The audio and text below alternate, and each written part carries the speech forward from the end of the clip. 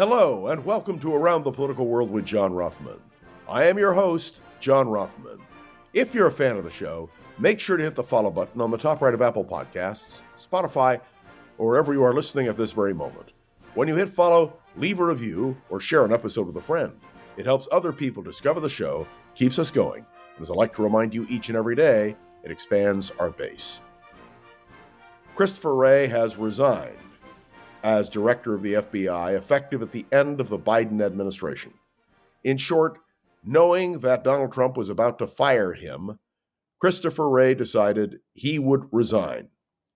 Now, let me remind you that the whole point of a 10-year term, Christopher Wray is in the midst of his 10-year term, the whole point of a term was to depoliticize the Federal Bureau of Investigation so that any director would have to serve under more than one president.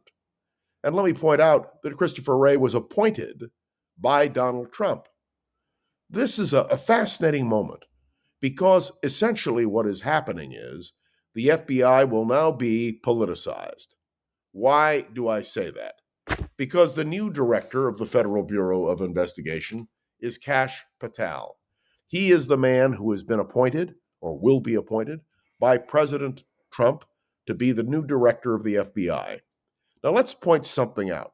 Christopher Wray, a Republican, was confirmed overwhelmingly by the United States Senate. Donald Trump is angry at him because he views Christopher Wray as now being a political enemy. That's what it boils down to. Remember the documents case at Mar-a-Lago, and he authorized, along with the courts, the going into Mar-a-Lago and taking a look at the documents that Donald Trump had, which he should not have had as a former president. So Christopher Wray is out, and Kash Patel will be the new director if he is confirmed by the United States Senate. Let's point out that Kash Patel is a Trump partisan who has repeated the election lies that have been stated so often by Donald Trump. Kash Patel is hardly a neutral person in terms of being non-political, and he will now be, if he is confirmed, the director of the FBI. Do you understand? That defeats the whole point of a 10-year term. That defeats the whole point of why it was decided to change the law in the aftermath of J. Edgar Hoover's administration. There is no doubt in my mind that this is the politicization of the Federal Bureau of Investigation. We don't know yet what the reaction of the rank and file will be. We don't know yet whether or not there will be others who will choose to depart the FBI. But what we do know is that Kash Patel said on day one he would close the FBI headquarters in Washington, that he would send all of the people who work in that headquarters out into the field. He has talked about the fact that the FBI must be used to protect Donald Trump. He's been blunt, he's been clear, and you can hear what he has to say about the FBI. And now it appears that Republicans in the United States Senate are going to allow him to be the director of the FBI with a 10-year term. I must say that for those who argued with me vigorously that there would be no retribution if Donald Trump was elected president, that it was simply a myth or a misunderstanding, you are wrong. Now let me move to the next great question. And the question is Kari Lake, defeated for governor and senator in the state of Arizona, a news commentator and broadcaster, who will now be the director of the Voice of America. Now, this is the nomination that Donald Trump announced this morning. Again, I want to point out, Kari Lake is a partisan. She is an election denier. She has been a loyalist to Donald Trump 100%. She was defeated for both governor and senator in the state of Arizona. But she is a Trump loyalist. And that means, my friends, that in all likelihood, she will be confirmed to be director of the Voice of America. There is something that we have to know about elections. Elections, as we have discussed in the past, have consequences. And what Donald Trump is doing at this very moment is stacking his administration with loyalists. Tulsi Gabbard, as head of national intelligence, is but another example of this kind of situation.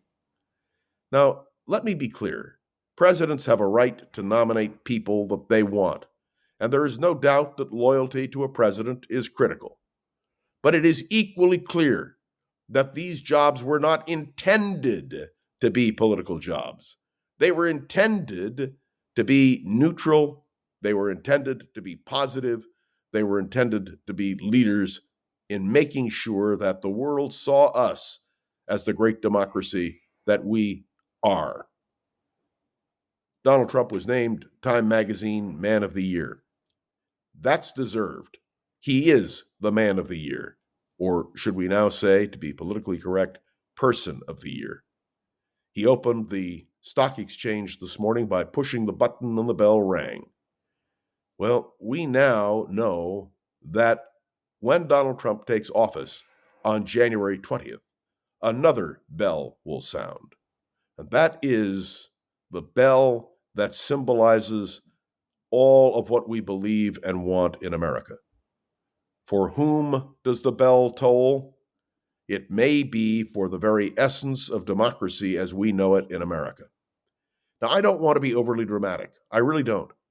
But I want to be clear and precise. The idea of Kash Patel as director of the FBI, well, I find it offensive.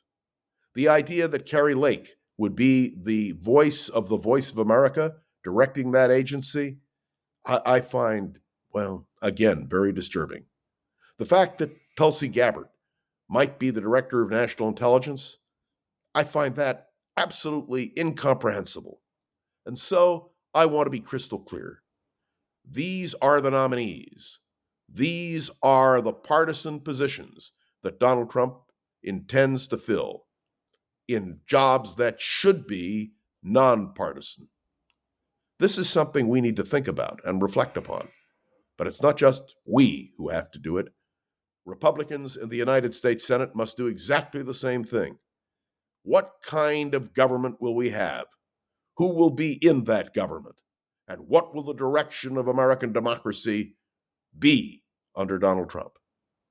My friends, that is the question, is it not? Thanks for tuning in to another episode of Around the Political World with John Rothman.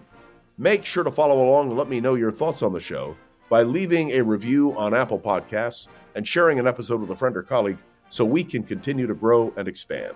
You can interact with me on LinkedIn and, of course, on Facebook. And may I say, I'm delighted that one person I know I can trust is Gogo Zoger.